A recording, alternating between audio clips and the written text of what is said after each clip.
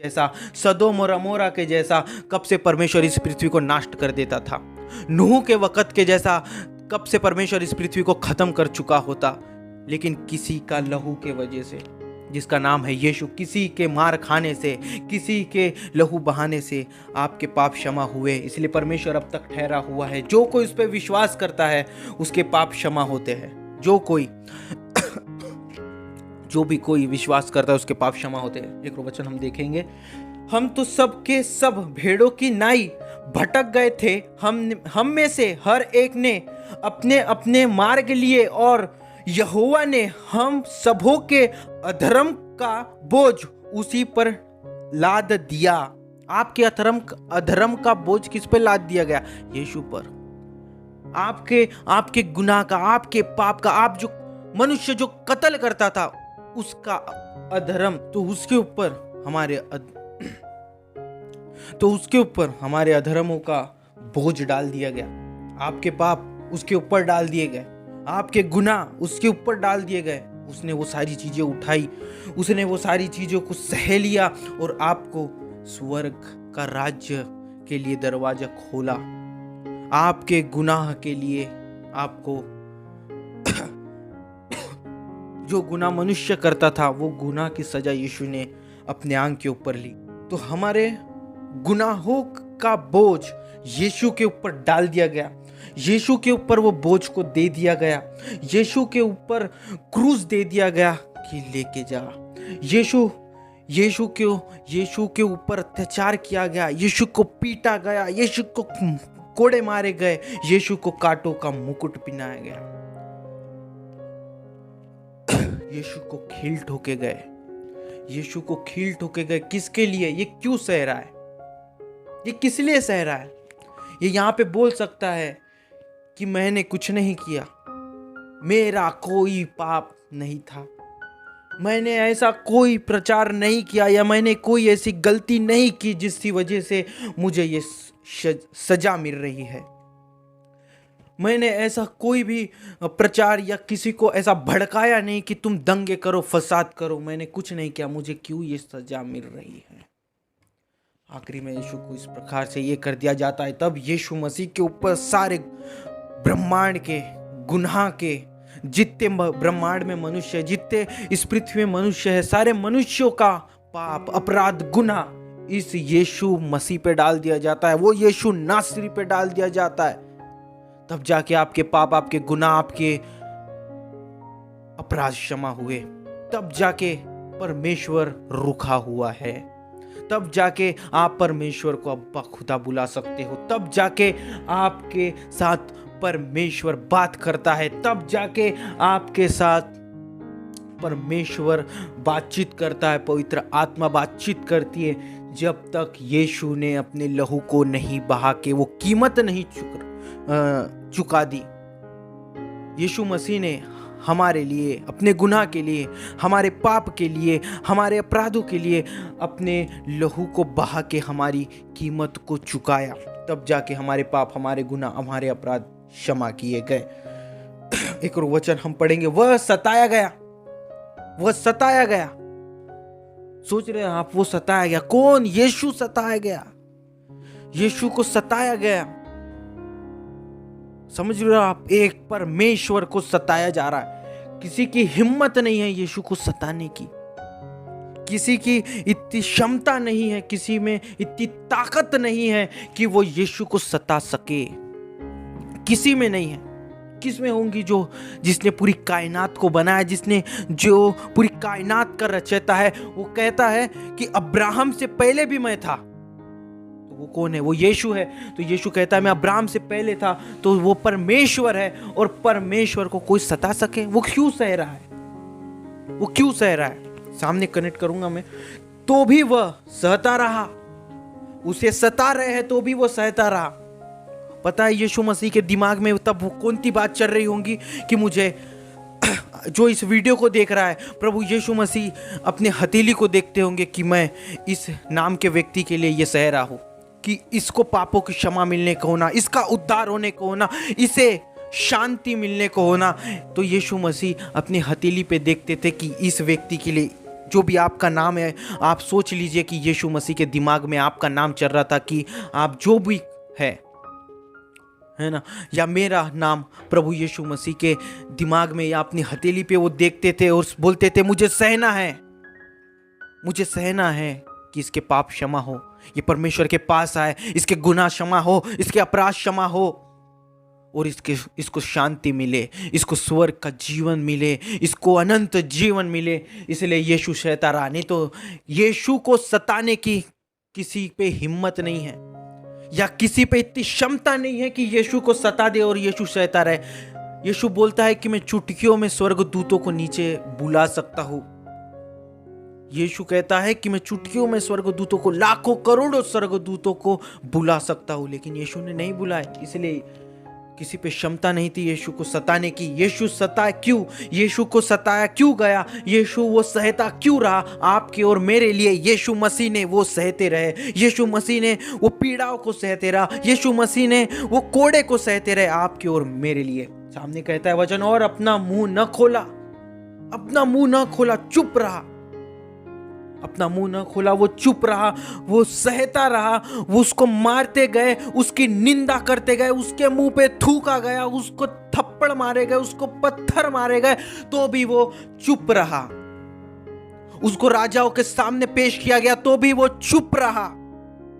वो इसकी वजह से चुप रहा कि उसको आपका नाम याद आ रहा था। उसको ये पृथ्वी में रहने वाले प्रत्येक हर एक मनुष्य याद आ रहे थे कि मुझे सहना होगा, तभी तुम्हारे पाप क्षमा होंगे, तभी तुम्हारे गुनाह क्षमा होंगे, तभी तुम्हारे अपराध क्षमा होंगे, तभी तुम्हें शांति मिलेंगी, तभी तुम्हें अनंत जीवन मिलेगा, तभी तुम परमेश्वर को हे अब्बा, हे पिता करके पुकार पाओगे, तभी तुम परमेश्वर से मांग पाओगे, तभी वो खुद के परमेश्वर यहोवा परमेश्वर अपने राज्य में तभी लेगा जब तक मैं चुप रहूंगा और सहता रहूंगा और मुंह न खोलूंगा। तो इस बातों को याद रखिए, ये यीशु है, वो ये यीशु है जो हमसे इतना प्रेम करता है। सामने लिखा है, जिस प्रकार भेड़ वध करने के समय वह भेड़ी ऊन कुतरने के समय चुपचाप शांत रहती है, वैसे ही उसने भी अपना मुंह न खोला। जैसे भेड़ वध करते समय शांत रहती है, जैसे भेड़ी ऊन निकालते वक्त शांत खड़ी रहती है, वैसे यीशु भी अपना मुंह न खोला, वैसे वो भी शांत रहा, वैसे वो भी चुप रहा, वो भी वैसे वहां खड़ा रहा। उसको सवाल पे सवाल पूछे गए, उसको झापड़ मारे गए, उसकी निंदा करके बोला गया तू भविष्यवाणी करता है, तू भविष्यवाणी कर, तो भी वो चुप रहा। आपको पता है, अगर यीशु वहां चुप नहीं होता, यीशु वहां पे वो सहता नहीं, यीशु अगर वहां पे वो सताने वालों की वो ताड़ना, वो परेशानियां, उस चीजों को अगर नहीं सहता, तो आज हमें परमेश्वर चींटी के समान मसल के खत्म कर दिया होता। आज परमेश्वर हमें चींटियों के समान कुचल के खत्म कर दिया होगा, बाजू में भेज दिया होगा। ये जो गैलेक्सी है ना, ये गैलेक्सी में पृथ्वी नामक कोई ग्रह नहीं मिलता था, पृथ्वी नामक कोई चीज नहीं मिलती थी कि ये कभी कुछ था और इसमें जीवन बसता था या इसमें मनुष्य रहता था। बचा हुआ है, परमेश्वर रुका हुआ है यीशु के वजह से, क्योंकि वो वहां चुप था। ये बातों को याद रखें। और जब महायाजक और पुरनियों उस पर दोष लगा रहे थे, तो भी उसने कुछ उत्तर नहीं दिया। इस पर पिलातुस ने उससे कहा, क्या तू नहीं सुनता कि ये तेरे विरुद्ध में कितनी गवाहियां दे रहे हैं? यीशु क्या रहा? चुप रहा। वो गवाहियों पे गवाहियां दे रहे थे, वो झूठी गवाहियां दे रहे थे कि इसने दंगे किए, इसने फसाद किया, ये परमेश्वर की आज्ञाओं को नहीं मानता, अपने आप को परमेश्वर साथ ठहराता है। बहुत सारे गवाह यहूदियों ने ठहरा दिए, बहुत सारे झूठे गवाह यहूदियों ने उठा दिए, लेकिन वचन कहता है वो चुप रहा पिलातुस के सामने। पिलातुस खुद हैरान था, ये कैसे चुप रह सकता है? इसके विरुद्ध में इतने लोग बोल रहे, इसके विरुद्ध में इतने सारे लोग बोल रहे हैं, इसके विरुद्ध में इतनी गवाहियां दे रहे हैं, ये कैसे चुप रह सकता है? ये कुछ बोल क्यों नहीं रहा? उसने उत्तर नहीं दिया क्योंकि प्रभु यीशु मसीह ने वो सारी चीजें सही वो चुप रहा। किसके लिए? आपके और मेरे लिए। किसके लिए? ये पूरी मानव जाति के लिए। हर एक जाति के व्यक्ति के लिए यीशु चुप रहा। हर एक जाति के व्यक्ति के लिए यीशु चुप रहा। तब ही परमेश्वर इस पृथ्वी को देखता है तो उसको यीशु का लहू दिखता है। वो एलोहिम को, वो परमेश्वर को, वो यीशु मसीह को, है ना, जो सर्वशक्तिमान है, जो क्रिएटर है, उसको यीशु का लहू दिखता है। इसलिए आज परमेश्वर चुप है। इसकी वजह से यीशु यहाँ चुप रहा कि आप परमेश्वर के पास जाओ, आपके गुनाह माफ हो, आपके अपराध माफ हो, आपने जो कत्ल करे हैं वो माफ हो। ये सारी चीजों को यीशु सहते रहा। किसके लिए? आपके और मेरे लिए। और एक वचन हम देखेंगे, परंतु उसने उसको एक बात का भी उत्तर नहीं दिया, यहां तक कि हाकिम को बड़ा आश्चर्य हुआ। हाकिम को बड़ा आश्चर्य हुआ, अरे यार, इसके विषय में इतने सारे गवाह आ गए, इसके विषय में इतने सारे, वो खुद भी ये जानता था कि इसके विषय में जो भी बातें कर रही है सब झूठ है। इसके विषय में जितने चीजें इन लोग बता रहे हैं वो सब झूठ है। ये सब बातें हाकिम जानता था। इसीलिए उसको बड़ा आश्चर्य हुआ कि ये उत्तर क्यों नहीं देता, ये कुछ बोलता क्यों नहीं है, ये एक शब्द तो बोले कि मैंने ये सब नहीं किया, जो ये आरोप मुझ पे लगा रहे, जो ये गवाह मेरे पे बता रहे, ये एक शब्द तो बोल दे। लेकिन यीशु वहां चुप रहा, यीशु वहां शांत रहा। यीशु ने कोई उत्तर नहीं दिया। तुम्हें जितने गवाह खड़े कर देने, जितने झूठे गवाह खड़े कर देने कर दो, लेकिन मैं कोई उत्तर नहीं दूंगा, क्योंकि पूरी मानव जाति को बचाना है। क्योंकि वो परमेश्वर ने मानव जाति का बोझ यीशु के ऊपर डाला था। मानव जाति के पाप यीशु के ऊपर डाले थे। मानव जाति के गुनाह यीशु के ऊपर डाले थे। इसलिए यीशु वहां चुप रहा।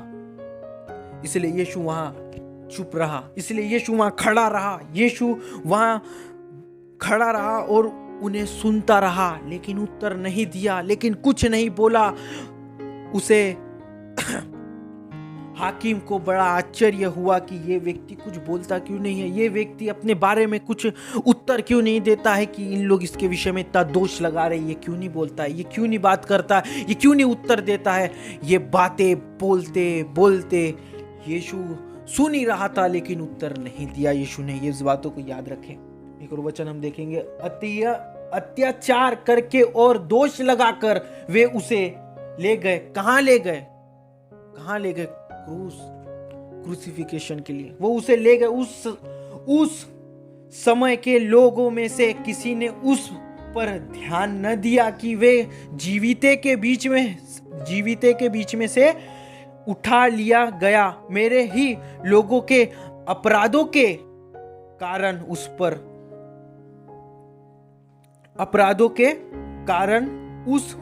मार पड़ी।